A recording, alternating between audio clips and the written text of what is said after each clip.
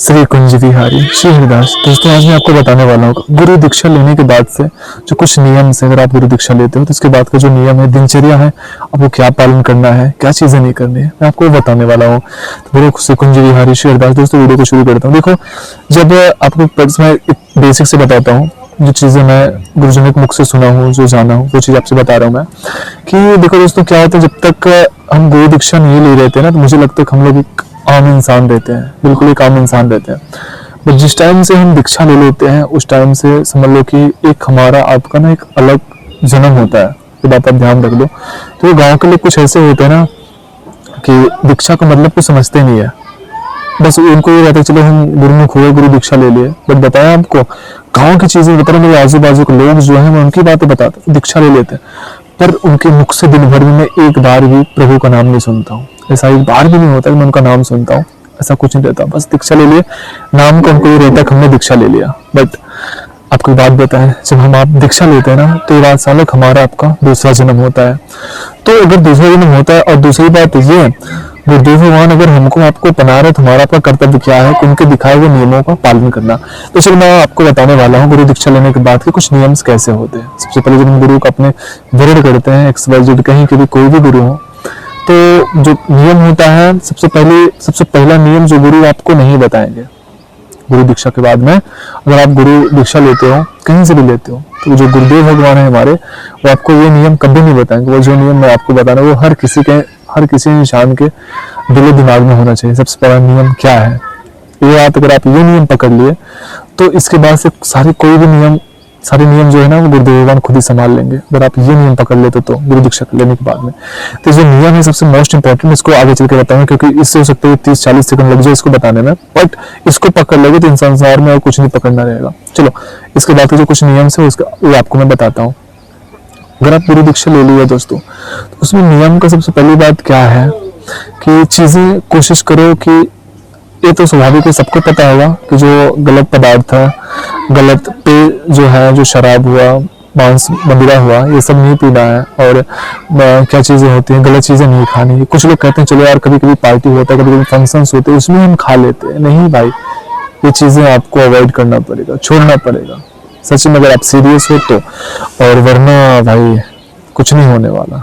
सबसे पहले अपने मन को खाली करना होगा, बुरी चीजों से दूर होना पड़ेगा। तो सबसे पहले आपको ये चीजें छोड़नी होगी। दूसरी बात क्या है, एक बात और आपको बता दो, दूसरा बात क्या है, जो आपको गुरु मंत्र, गुरु नाम जो भी मिला हो भाई, आप उसका जप करो। और जो अगर पाठ मिला हो, पद मिला हो, जो आपको जहां से आप दीक्षा लिए होंगे, जो चीजें बताए होंगे ना, उस चीज का करो। ओके, ये चीजें तो नॉर्मली हो गई, ऐसी छोटी छोटी चीजें होती हैं, वो ऑटोमेटिक आपकी लाइफ में उतरती चली जाएंगी भाई, वो चली जाती है, ठीक है, वो जो पक्का आएंगे। अब जो मैं लास्ट वाली बात बोला था ना, अगर आप दीक्षा लेते हो, सबसे मोस्ट इंपॉर्टेंट चीज क्या है जो आपको पकड़ना है सीरियस होकर, सबसे पहली बात वही पकड़ना है।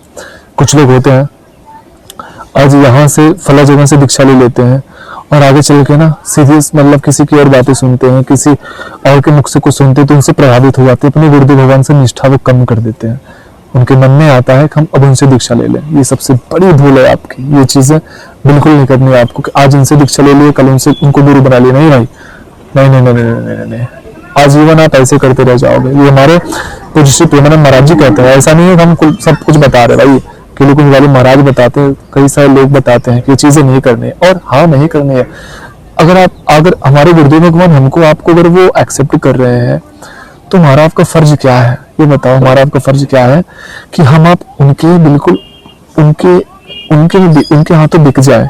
ओके, अब आज से अगर आज हम अपने महाराज जी को गुरु बनाए ना, तो आज से मेरे लिए भगवान, मेरे लिए गुरु, मेरे लिए प्रार्थना, सब कुछ मेरे प्रभु, मेरे सब कुछ यही है, बस यही है।